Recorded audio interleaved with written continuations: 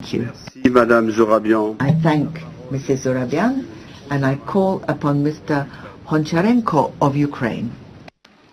Dear colleagues, I would like to tell you my personal story, but which is very demonstrative.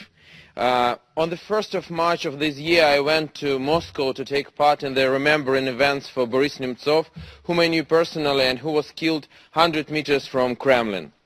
There I wore this T-shirt with the portrait of Boris Nemtsov and the words in Ukrainian, "Heroes do not die."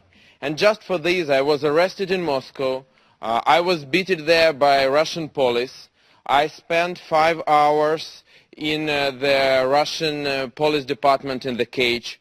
I asked for medical assistance and I was refused. I asked for lawyers and I was refused.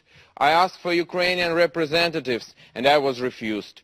I showed my diplomatic passport. I told that I am a member of Ukrainian Parliament and also a member of Parliamentary Assembly of the Council of Europe, and it meant for them nothing.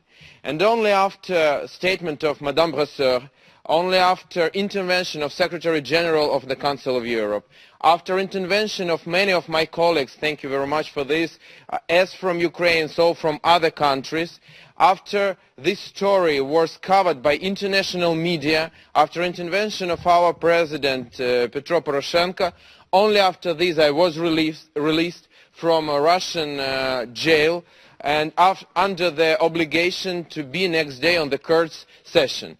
I asked many times during the time in the police department what I am accused in, and I didn't receive an answer. So I wanted to go to the Kurds to hear it.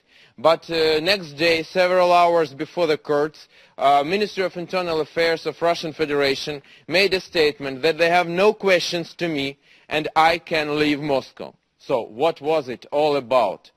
I just want to tell you this story for two reasons. First of all, the first reason is to say thank you to Madame Brasseur, to all of you who helped me to be here with you on the session and not in Russian jail for nothing.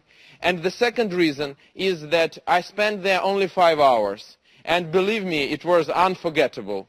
And our colleague, Nadia Savchenko, a member of Parliament Assembly of Council of Europe, Ukrainian MP, she is in Russian jail as a hostage almost for 1 year. She was captured in June 2014.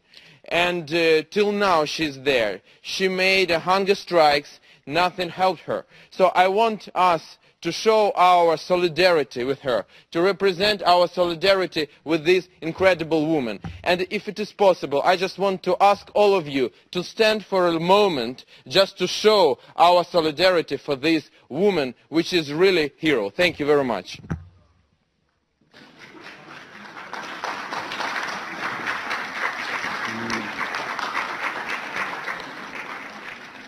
Thank you. Merci.